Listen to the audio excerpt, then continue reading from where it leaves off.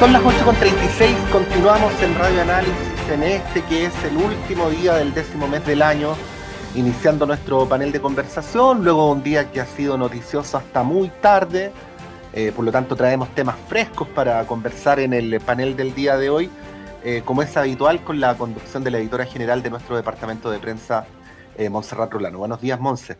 Hola, buenos días, Patricio, ¿cómo estás? Muy bien, y muy contento de poder saludar a nuestros panelistas. En primer lugar, ya lo vemos por ahí a través de la cámara, al colega, periodista, académico de la Facultad de Comunicación e Imagen de nuestra universidad, senador universitario también, don Dino Pancani. Dino, buenos días, bienvenido, gracias por estar acá. Muy buenos días, Patricia, muy buenos días, Montserrat, y no veo ahí, pero buenos días, Pablo, también. Si vamos a tener a Pablo Rodríguez del Instituto Libertad, que se va a sumar prontito a esta conversación, pero como en la radio no podemos esperar, obviamente empezamos. Así es, bueno, saludar a Dino. Y claro, hay información fresca, como dice Patricio, pero que era bastante previsible. No sé si es noticia lo que pasó ayer en la tarde-noche en el Consejo Constitucional, bajo la definición estricta de noticia, ¿no? Eh, Se aprobó Yo este lo decía por texto. amarillos, ¿ah? Que llamó a votar a favor anoche. Bueno, eso tampoco es, no sé si es noticia, pero Puede ser, puede ser. bueno, se aprobó este texto, Dino, con votos de oposición y sin votos oficialistas, como se preveía que iba a ocurrir. Las posiciones ya están bastante claras, están las cartas sobre la mesa, ¿no? Tenemos texto y quiero partir preguntándote de lo que tú conoces, has leído o que has escuchado, por ejemplo, de algunos especialistas. ¿Qué te parece el texto, ya que tenemos que se va a plebiscitar el 17 de diciembre? ¿Consideras que hay algunos aspectos positivos? Me imagino que por lo que hemos conversado contigo tienes una posición bastante crítica.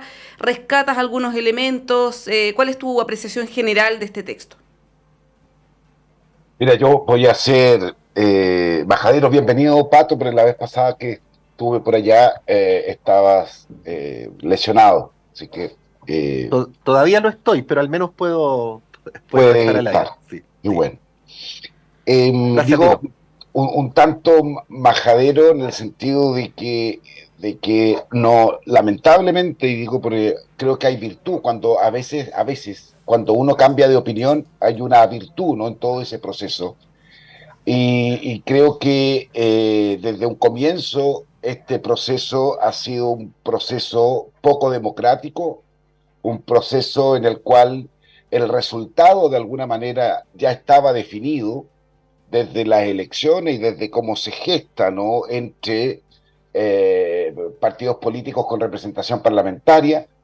Y desde ahí es que creo que el resultado de ese proceso, cual más, cual menos, con algunos matices, era absolutamente esperable.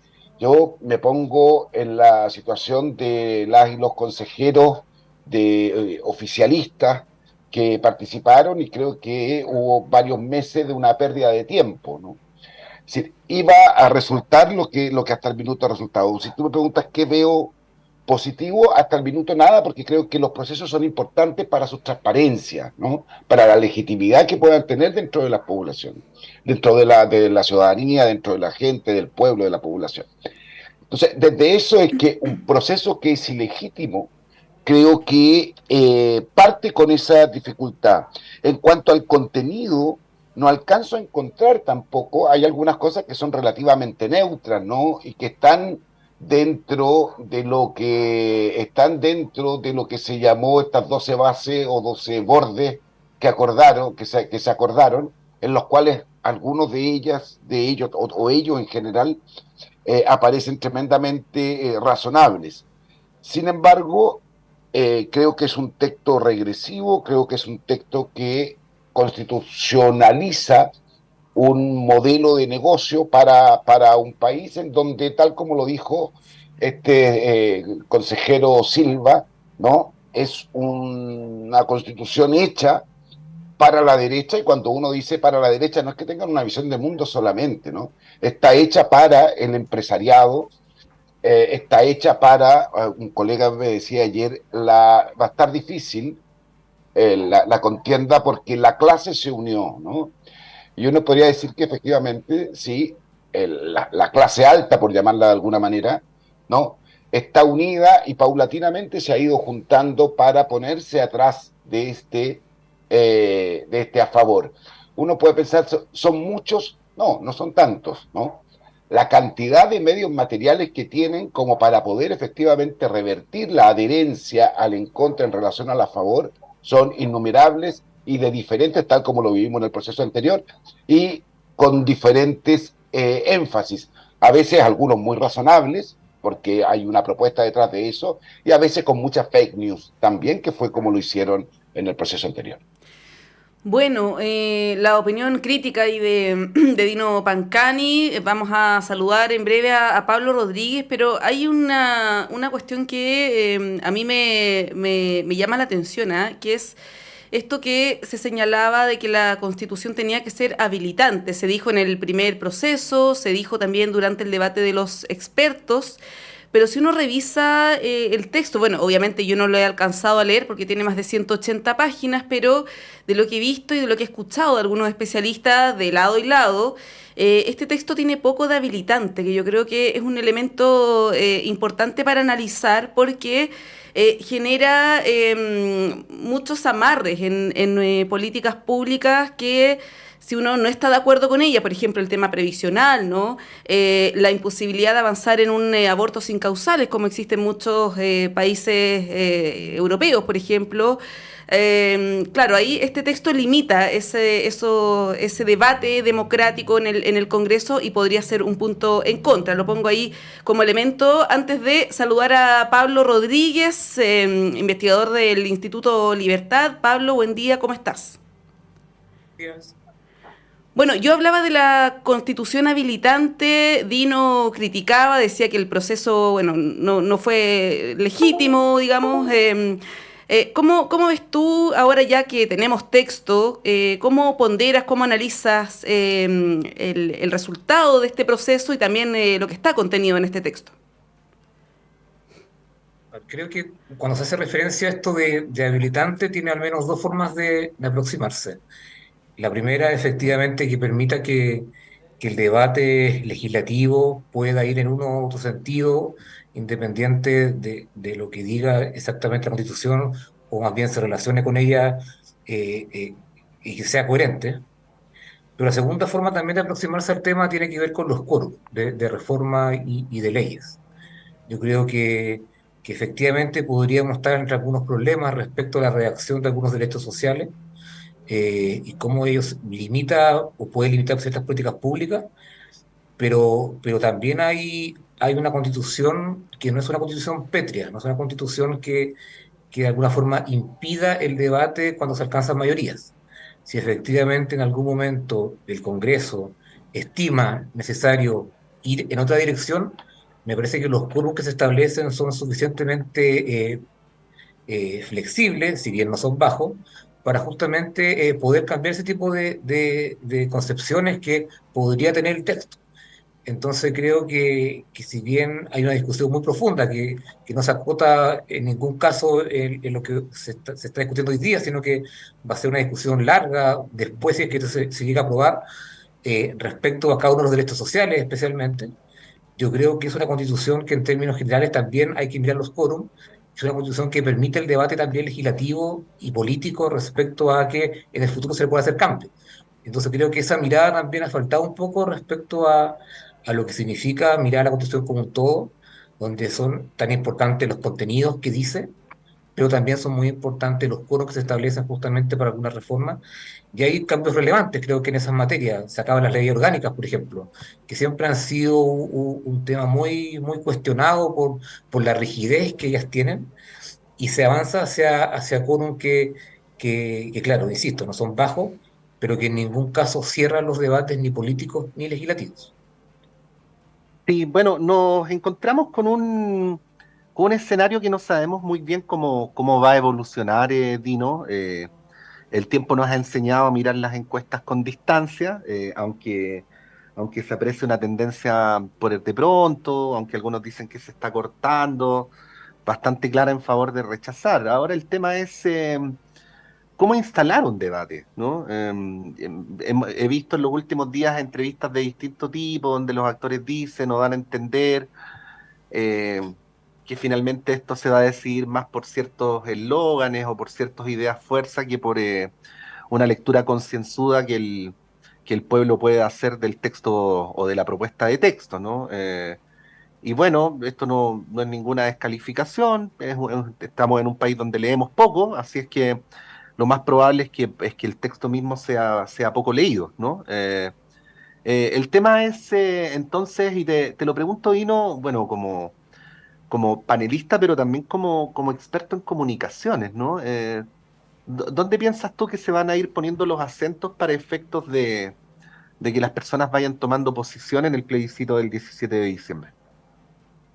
Mira, yo creo que en general va a ser una discusión más bien llena de eslogan y con una suerte de argumentos tensionados, ¿no? Es decir, escuchamos al consejero Silva hablando de la constitución de la seguridad, ¿no? Por otra parte, es la constitución que atenta contra los derechos de las mujeres. Es decir, yo creo que finalmente va a ser una discusión y probablemente las campañas van a estar enfocadas hacia allá a no dar una discusión de fondo en torno al proceso constitucional, porque vuelvo a mi respuesta anterior, ¿no?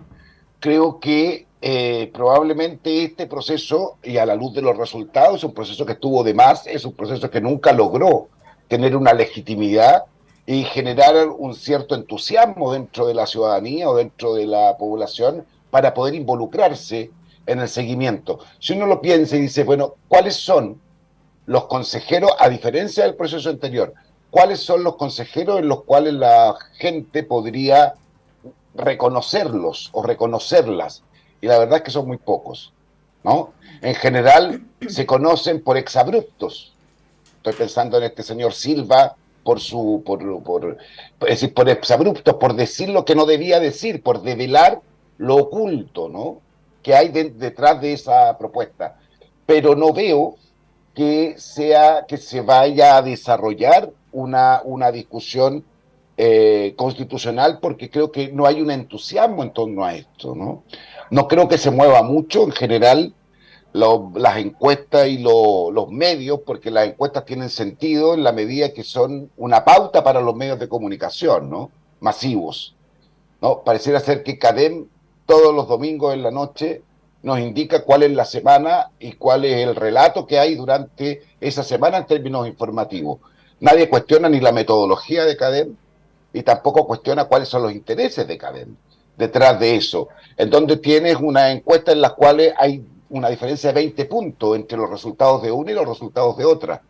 Entonces creo que más son predicciones en las cuales tienen una utilidad política, en este caso a favor, que son quienes pagan por esas encuestas, en este caso para el a favor, más que efectivamente sea una predilección.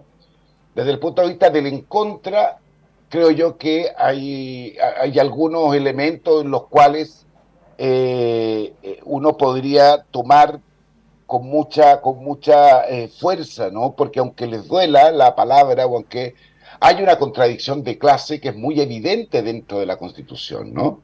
Y desde eso es que creo que uno podría perfectamente tensionar esa dificultad, esos privilegios que tiene un sector muy minoritario de la población en relación a la gran mayoría de la población.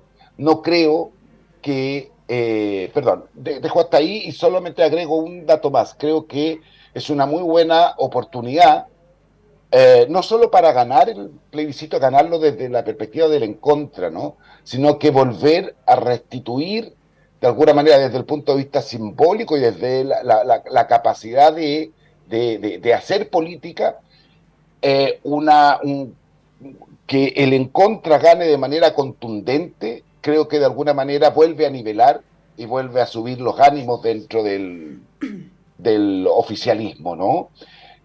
Fue muy contundente el rechazo la vez anterior, creo que es el momento en el cual vuelve a situar a grupos como, por ejemplo, Amarillos. ¿Qué es Amarillo, no? Se está esperando el otro grupo que sea Demócratas, ¿no? ¿Quiénes son? Son invenciones del Mercurio, ¿no? En donde no tienen ninguna eh, ni legitimidad ni representación dentro de la población. Lo que tienen es presencia dentro de los medios de comunicación masiva y por ende tienen también una presencia dentro de las redes sociales. Es decir, son los recursos los que están disponibles y toman a personas como Barken, lo levantan y después uno dice, bueno, pero ¿quién es este señor, no? ¿A quién representa este señor? Al Mercurio. Bueno, ahí, Pablo, respecto ya de la campaña, ¿cuáles crees tú que van a ser los principales ejes de esta campaña que va a empezar en algunos días más, cuando ya el presidente convoque al plebiscito del 17 de diciembre? Y te lo pregunto porque lo hablábamos ayer también, ¿ah? Uno de nuestros panelistas decía que los temas que más le interesan a la ciudadanía son justamente temas que propusieron republicanos, la baja en los parlamentarios, el tema de las contribuciones, de la migración, etcétera, que son obviamente temáticas que van a estar presentes en la campaña. Por otro lado, se acusa por parte de quienes están en contra de este proceso que el texto está hecho más bien para la galería y que no va a solucionar los temas de los problemas de fondo, ¿no? Por ejemplo, la seguridad. ¿Cuáles crees tú que van a ser los principales ejes en torno a esta campaña que empieza en algunos días más? Desde la perspectiva que hoy día las encuestas reflejan que va arriba el en contra, yo creo que eh, la campaña puede ser mucho más favorable justamente a la favor, pensando en que tiene algunas bajadas más claras para comunicar y para hacer una campaña más o menos exitosa. Hay dos elementos que uno podría resaltar, que uno lo mencionaba Dino, que tiene que ver con esto que sobre todo desde republicano se enfatiza que está una constitución de la seguridad, que justamente establece algunas innovaciones, que después hay que materializarlo obviamente, pero el tema de la seguridad y con algunos cambios que se hacen, también relacionado con la inmigración, son cosas en las cuales obviamente la campaña de la favor se va a amparar. Y a eso tú podrías añadirle que también se está hablando mucho de una constitución ciudadana, desde el punto de vista que recoge muchos de los temores y muchas de las incertidumbres que generaba el texto pasado, respecto a los fondos de pensiones, respecto a la salud, respecto a la vivienda. Entonces creo que esos dos ejes, que no solamente son teóricos, sino que tienen bajadas prácticas, van a constituir justamente lo fuerte de la campaña de la FAO. Y al mismo tiempo, y el problema que yo veo para el en contra es que justamente carece de dichos argumentos o de dichas exposiciones más prácticas. Mm. Porque si bien se ha planteado que retrocede, por ejemplo, el derecho de las mujeres, que puede estar defendiendo a los poderosos, etcétera, son de alguna forma eh, construcciones mucho más abstractas de lo que significa una campaña. O sea, tú estás hablando de cosas todavía generales, pero todavía le falta una conexión real con el texto. Entonces, la campaña anterior de la apruebo o rechazo, si bien tenía que ver con concepciones globales, se diferenciaba justamente en que habían artículos específicos en los cuales la gente, al leerlo o al interpretarlo, tenía un miedo respecto a que podría perder algún derecho adquirido. A mí me cuesta ver esa campaña hoy día que podría desarrollar el en contra, sino que estamos más bien hablando de nociones generales, que son parte legítima del debate político, pero que eso, llevar una campaña, creo que va a ser complejo justamente, y creo que se está viendo en estas semanas, creo que aun cuando las encuestas todavía no son favorables, hay una vinculación entre el texto y el mensaje que es mucho más articulado y mucho más claro en la campaña a la favor, y todavía una campaña en el en contra que está desorientada. Y es más, si uno lo vincula a los voceros, también hay un problema respecto a aquello. Hay una incertidumbre respecto a cuál es el rol del gobierno en esta campaña, más allá de que legalmente no puede hacerlo, pero desde el punto de vista discursivo y de las ideas que defiende este gobierno. Y todos esos elementos, sumados a la ausencia de voceros claros, son elementos que son muy relevantes en una campaña, obviamente, y que se ve mucho más definido en el a favor que en el en contra. Bueno, como ustedes pueden ver, hay harto que desmenuzar sobre el texto, sobre la propuesta. Vamos a seguir haciéndolo, por de pronto vamos a ir a una pausa. Este radioanálisis continúa a la vuelta en todas las plataformas de Radio Universidad de Chile y de la red de radios que piensan, mientras Uchile TV empieza su transmisión especial con motivo de los Juegos Panamericanos 2023. Vamos y volvemos.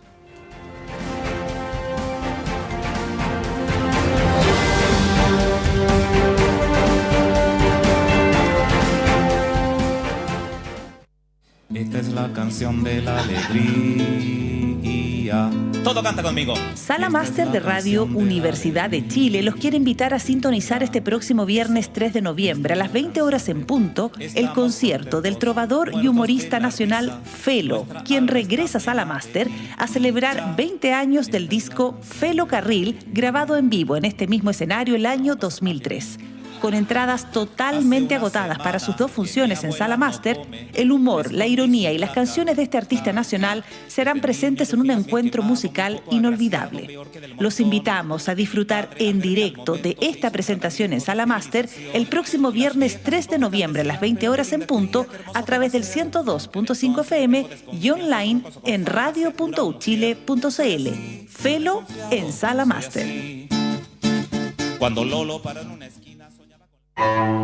Radio Universidad de Chile les invita a escuchar el podcast Relatos de la Memoria, realizado por ayudantes del Centro de Derechos Humanos, estudiantes y egresados, que rescata y difunde una selección de relatos construidos a partir de los registros judiciales de casos de violaciones a los derechos humanos ocurridos en nuestro país.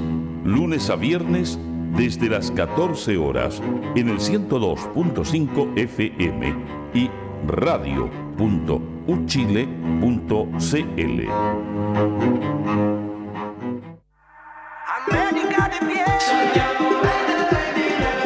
Amigos y amigas, escuchen atentamente. ¿Están ansiosos por seguir los Juegos Panamericanos Santiago 2023? Entonces, prepárense para una experiencia auditiva inolvidable en Radio Universidad de Chile. Nuestro equipo estará informando en vivo desde el corazón de la acción, trayéndonos los momentos más emocionantes y las victorias más impresionantes. No importa dónde estén, pueden unirse a nosotros y ser testigos de la grandeza del deporte panamericano. Sintoniza Radio Universidad de Chile y sé parte de esta emoción. No te lo pierdas.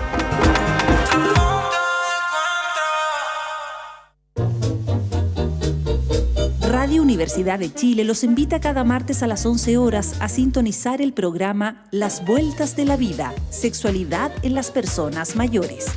Un programa de contenidos y un espacio de conversación sobre lo que se piensa, vive y siente en la sexualidad de las personas mayores desde una perspectiva personal y colectiva. Los invitamos a hacer reflexionar sobre la sexualidad de ayer y de hoy bajo la lupa de las personas mayores. Conduce Johnny Acevedo Ayala, profesor de la Facultad de Medicina de la Universidad de Chile y doctor en Ciencias de la Educación Médica. Las Vueltas de la Vida, Sexualidad en las Personas Mayores, cada martes a las 11 horas en el 102.5 FM y radio.uchile.cl.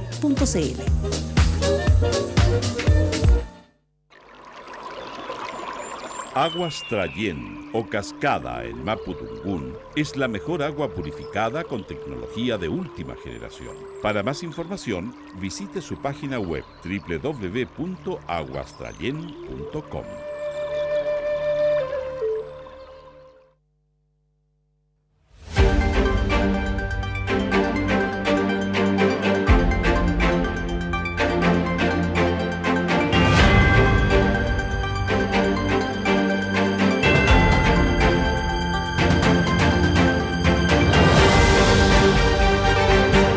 Son las 9:01, continuamos en Radio Análisis en este martes 31 de octubre del año 2023 con Montserrat Rolano, con Pablo Rodríguez y con Dino Pancari. Dino, quería recoger algo súper interesante que planteaba Pablo al final del bloque anterior, y que es esta idea de que el a favor tendría cosas más concretas de que agarrarse en comparación con el en contra, ¿ya?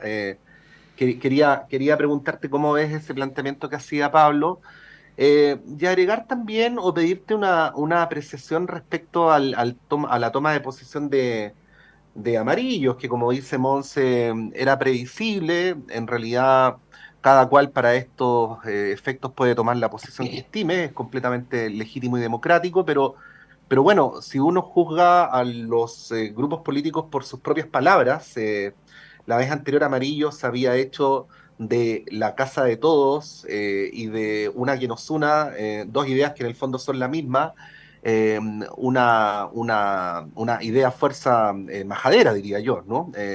Y es evidente que en este caso aquello no se cumple. No quiero abundar en más aspectos, sino quedarme simplemente en eso, pero bueno, en esos dos niveles preguntarte cómo lo es.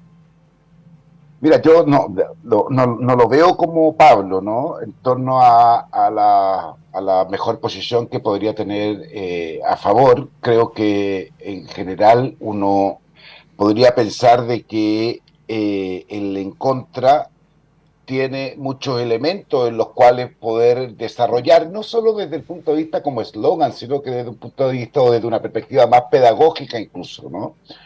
A favor parte muy en contra con las AFP, por ejemplo, ¿no? Si tienen mala prensa o las ISAPRES, ¿no? ¿Cómo va a poder defender a las ISAPRES en el marco del proyecto constitucional, ¿no? La libertad, el tema de la huelga, el tema sindical, el pago de las contribuciones, el aborto en tres causales, la elección de la elección educativa o la capacidad de elegir, etcétera.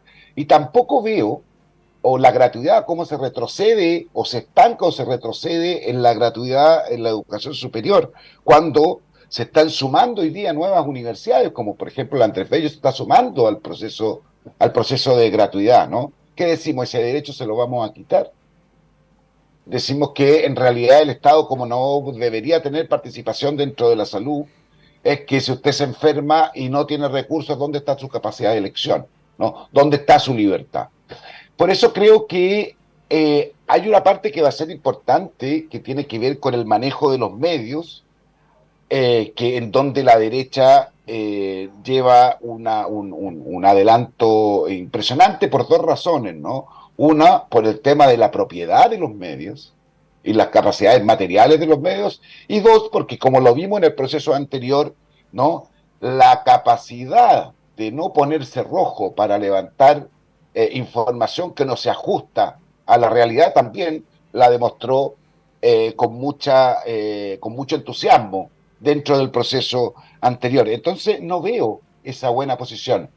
Tampoco lo veo dentro de las y los voceros, ¿no? Lo más probable es que lo que van a hacer es que van a esconder a los personajes más duros de la oposición que aparecen cotidianamente o permanentemente en la prensa, ¿no? Van a esconder a Kass, van a esconder a Matei también, y van a tratar de darle un carácter comillas, ciudadano, ¿no? O de nuevos rostros, con todo el apoyo mediático que tiene. Creo que esa es una estrategia que no solo puede ser del a favor, también puede ser una estrategia del en contra, ¿no? Una suerte de presidencia del gobierno y que luego aparezcan organizaciones sociales en las cuales que tengan alguna base y que no se hayan juntado para poder participar de esta contienda electoral, ¿no? Lo vimos la vez anterior, podría ser uno y sería interesante hacerlo.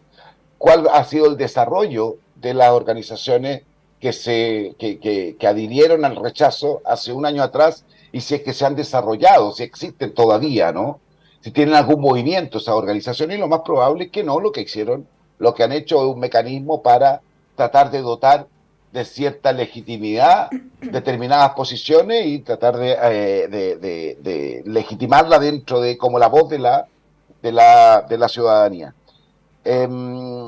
Entonces creo que el en contra tiene muchas posibilidades de poder mantener y de poder aumentar. Por eso hablo de que creo que no debiera ser 51-49, sino que debiera ser muy contundente, muy contundente. Agrego un dato más y con esto termino, ¿no?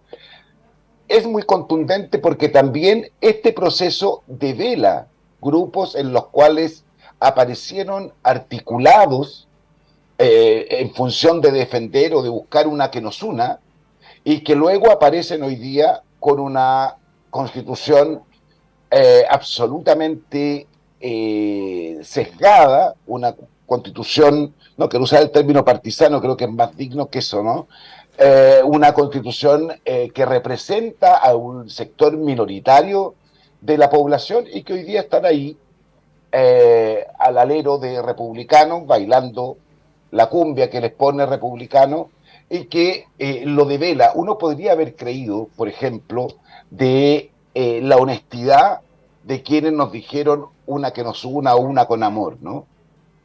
Pero hoy uno dice, esta señorita que salió en todos los, o este otro caballero que era poeta, que salió también en todos estos lugares hablando de una con amor, mira y dice, hoy día se devela, ¿no? ¿Qué había detrás de la campaña mediática que tuvieron para poder no hacer viable el proyecto anterior?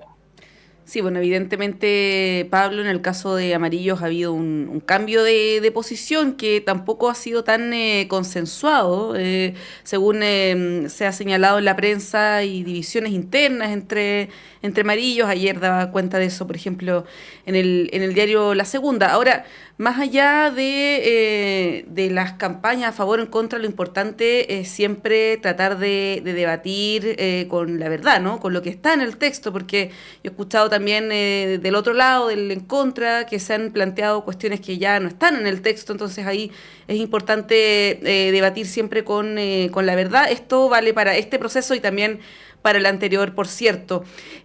Pablo, no sé si tienes algo que agregar sobre este tema. Sí, yo agregaría que también los tiempos son muy acotados. Creo que hay un tema relevante ahí con aquello, justamente para desarrollar las campañas, y eso creo que obviamente va a influir en el desarrollo de lo que viene. Estamos hablando prácticamente un mes y medio hasta la elección, y eso en términos de desarrollar equipo, programar las actividades, es un tiempo muy, muy corto. Y eso obviamente va a afectar, creo que, insisto con los argumentos que señalé recién, que esa premura por tener las cosas más o menos listas afecta mucho más al en contra que al a favor. En el a favor tienen los mismos, de alguna forma, coordinadores de campaña, son los mismos de rechazo, probablemente van a tener las mismas agencias comunicacionales, entonces hay una línea de continuidad mucho más definida, mucho más clara, y también va a poder responder las inquietudes o temores que había en el primer proceso. De alguna forma una campaña o una buena propaganda puede tratar de responderlas y dar una continuidad en tiempo a lo que ocurrió hace un año atrás. En cambio, en contra tiene que desarrollar todos esos aspectos. Entonces, creo que hay una diferencia sideral justamente en lo que puede hacer uno y otro de los lados que están enfrentados en este plebiscito. Claro, porque la Yo puedo, campaña del en contra empezó hace, o sea, del a favor empezó hace mucho más rato. Dino. no, yo solo complementar, ¿no? Una campaña mediática no va a ser exitosa si no tiene bases, ¿no? Yo creo que lo que le encontra o lo de la militancia del en contra, lo que debiese hacer es que una es un trabajo territorial que contrarreste esta campaña mediática que habla Pablo, que indudablemente va a ser más o podría ser más efectiva que la que pueda levantar el sector del oficialismo. Y quiero poner ahí un ejemplo. Si hay medios de comunicación en los cuales le han tenido tirria de manera sostenida, es al alcalde Daniel Jadwe, ¿no? Lo vemos a través no de un medio que es el que ha llevado la punta de lanza, ¿no? A través de diversos medios. Ayer veía en un canal de televisión que decía droga zombie llegó a Recoleta, ¿no? Ahí hay ¿con qué asociamos Recoleta? Al alcalde Daniel Jadwe, ¿no? Pareciera ser que esa droga solamente está en la comuna de Recoleta. Han estado sistemáticamente, pero el alcalde Jadwe sacó un 64%. Y cuando uno revisa por qué sacó ese 64%, es porque tiene un despliegue territorial que muy pocas comunas tienen. creo que ahí hay un modelo en el cual uno podría tomar y decir, lo que hay que hacer es ir pedagógicamente, ir a a los territorios, a las poblaciones, a las villas, ir y explicar. Y en eso creo que tiene una muy buena posición el en contra, porque el apruebo tiene que tratar de sanitizar, de limpiar marcas que están muy desgastadas, como la AFP, como la ISAPRE, ¿no? Eso por una parte. Y por último, y en esto también como complemento, es que creo que lo mejor que le puede pasar al apruebo es que el gobierno aparezca invisible. Al apruebo, perdón. Al en contra es que el gobierno aparezca invisible. No que sea una evaluación al gobierno, porque lo más probable es que se pierda entonces. Es desde eso que creo que el gobierno tiene que entregar cierto lo que tiene que hacer, lo que constitucionalmente le corresponde hacer, es decir, hacer una campaña de información, y sus funcionarios trabajar como o militantes o adherentes a una opción y no aparecer ministras y ministros que son las principales vocerías, ¿no? En el marco de la campaña del en contra.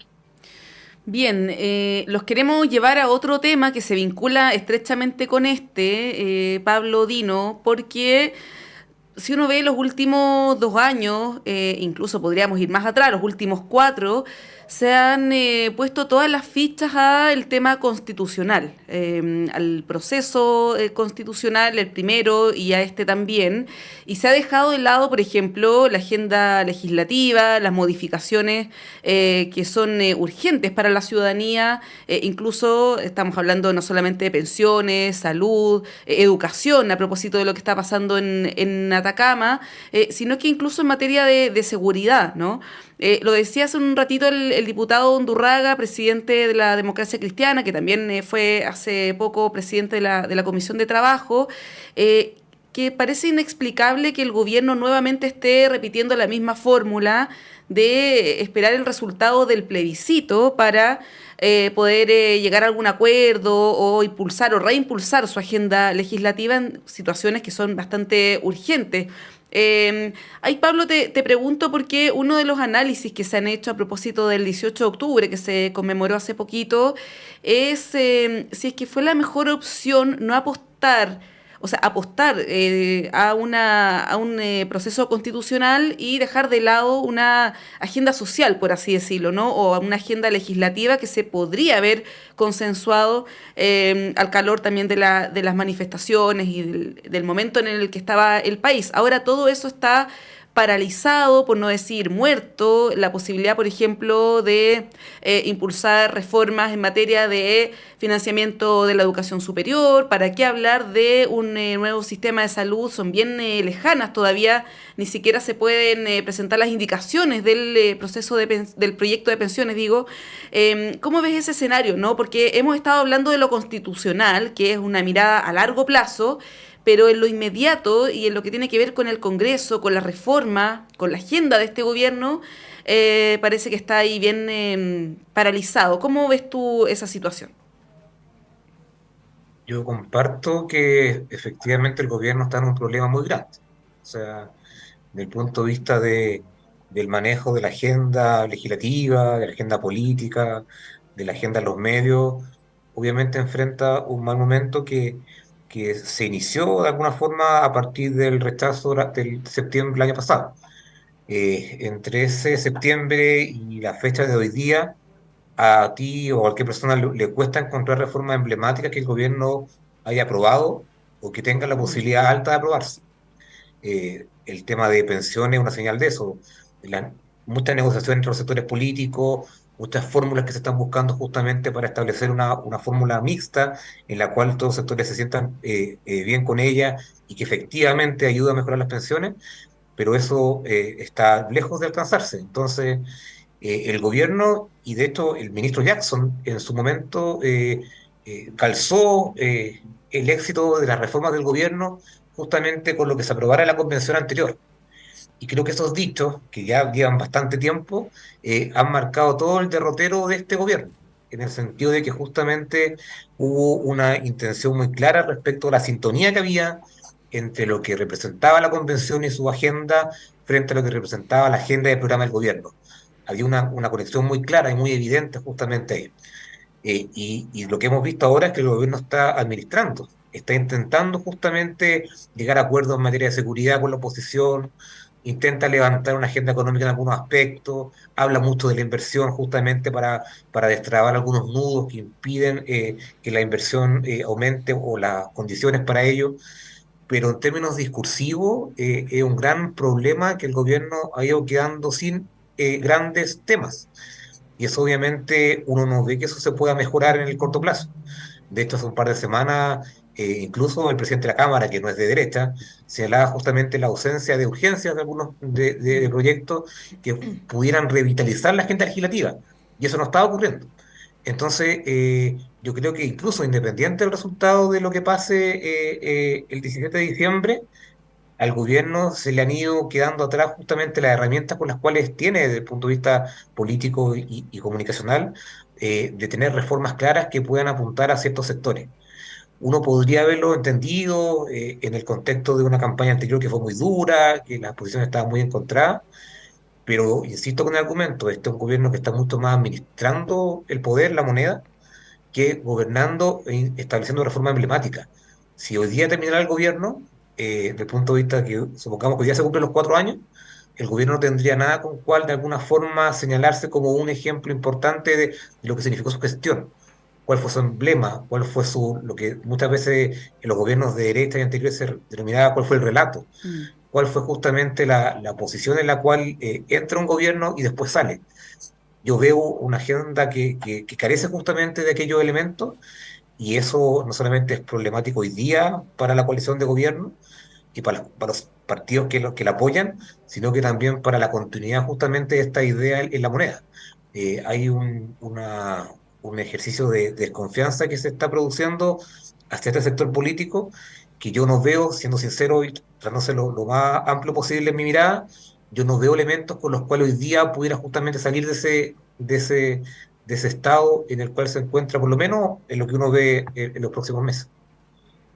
Sí, Dino, mira, esto tiene varios niveles posibles de análisis. ¿Ah? Yo te menciono tres cosas nomás para procurar ahí tener tus apreciaciones.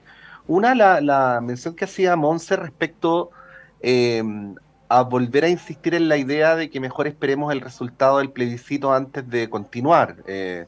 En gobiernos tan cortos y con tantas variables contrapuestas como el que le ha tocado a esta administración, eh, parece a priori, lo digo hipotéticamente, que dejar pasar los meses es un error, ¿no? O sea, el tiempo es escaso, ¿no? Para poder cumplir con un programa presidencial. El segundo punto, la dimensión, vamos a decirlo así, de tramitación, de pericia política, en el sentido de generar las mayorías en el Parlamento.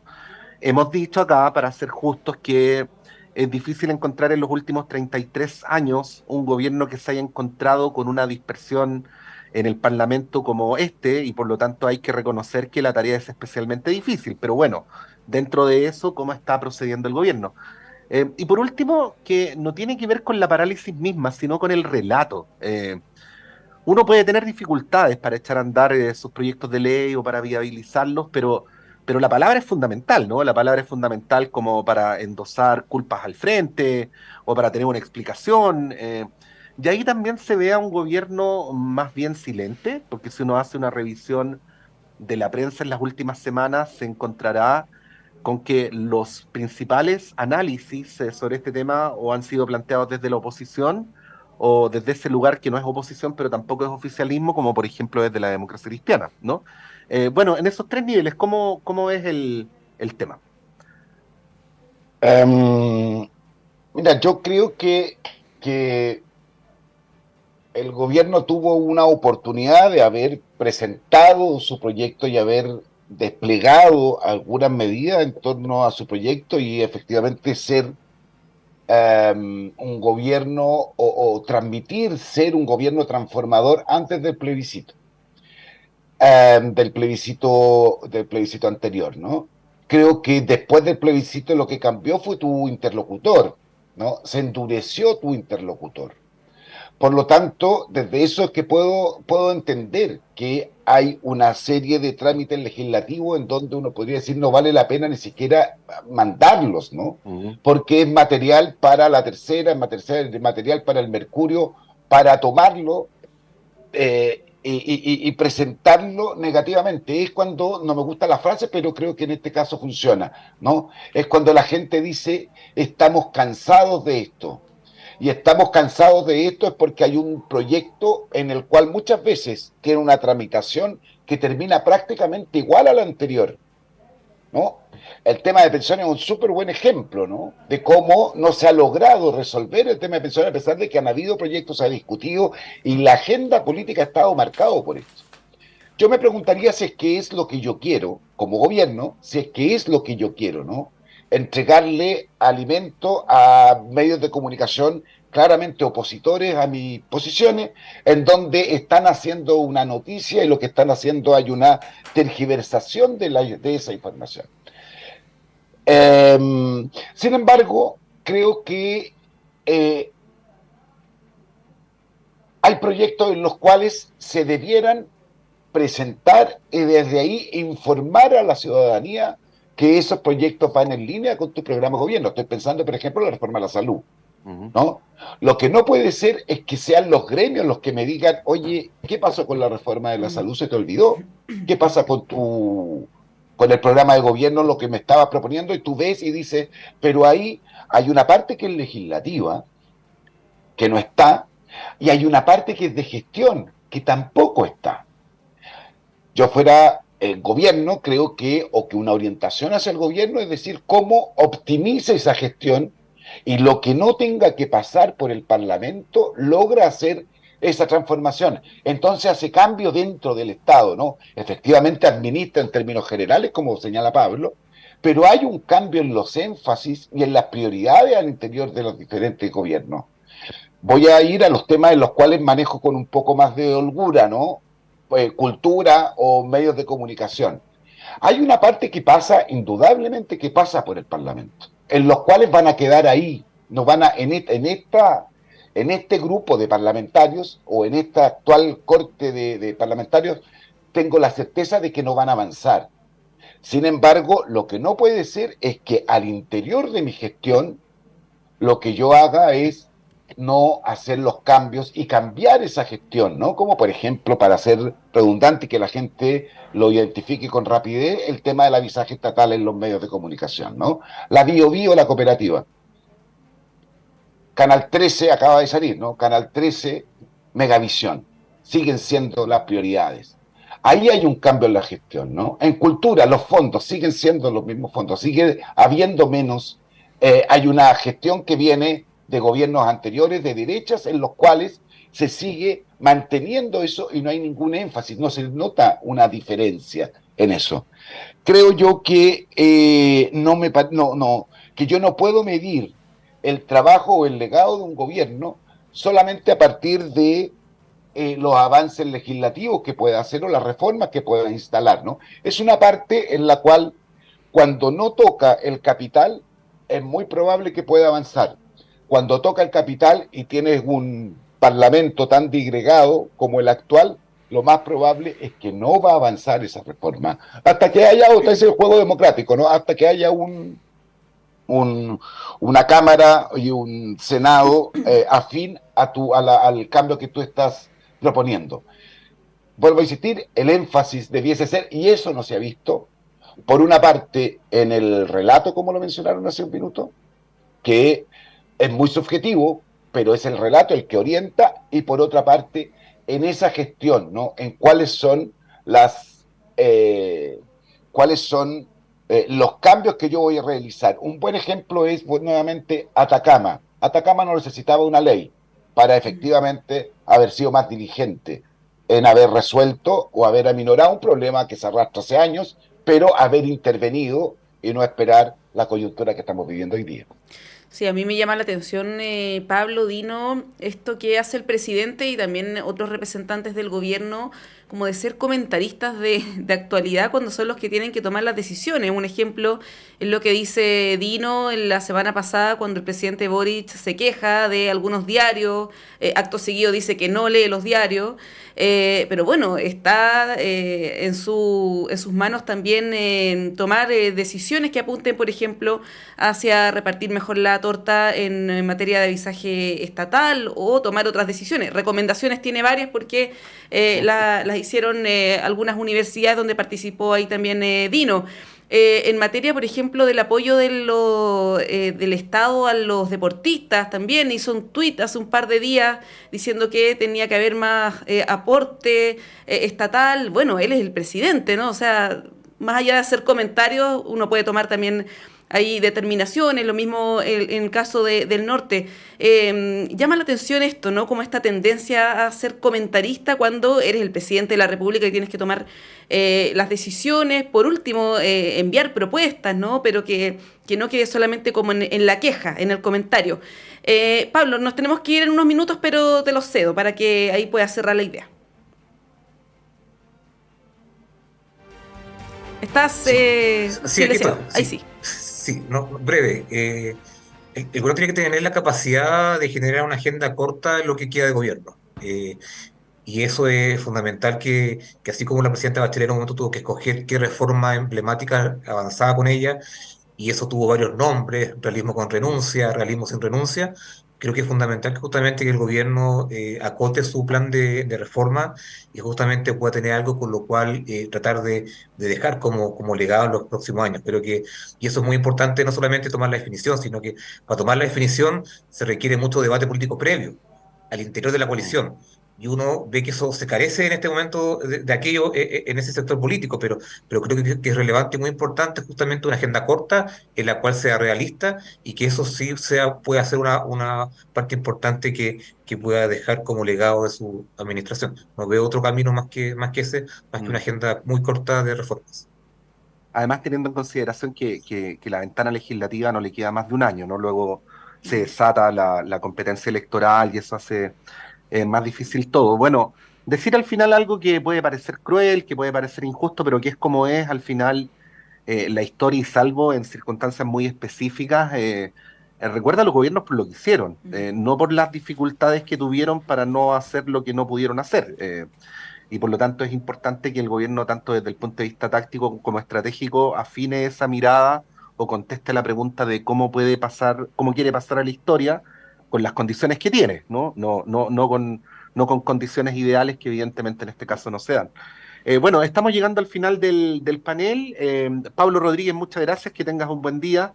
Misma Gracias cosa a para ustedes el también. profesor Puedo Pancani. Gracias, Dino. despedirme solamente con una idea de Sí, reafirmación de lo anterior, ¿no? Ayer leía declaraciones de Alicia Lira. A 2 meses del lanzamiento del plan de búsqueda todavía no hay nada. A eso me refiero con la gestión, ¿no? No se puede jugar ni comentar con las expectativas, más aún, con las expectativas de víctimas de la dictadura. No se puede jugar cuando llevamos 2 años, porque no es que haya empezado hace 2 meses, ¿no? Llevamos ya 2 años. Hace 2 meses se hizo el punto de prensa y se contó a los cuatro vientos. Hasta ahora no hay nada, no lo digo yo, lo dice Alicia Lira ayer. gracias Dino por la mención. Entrevistábamos hace poquitos días a Alicia Lira también porque acabamos de tener el Día del Ejecutado Político, ¿no? Así es que la entrevistábamos también. Son las 9:30, vamos a ir a un breve alto, pero por supuesto nuestro radioanálisis continúa acompañándoles hasta las 10 de la mañana. Que esté muy bien. Gracias.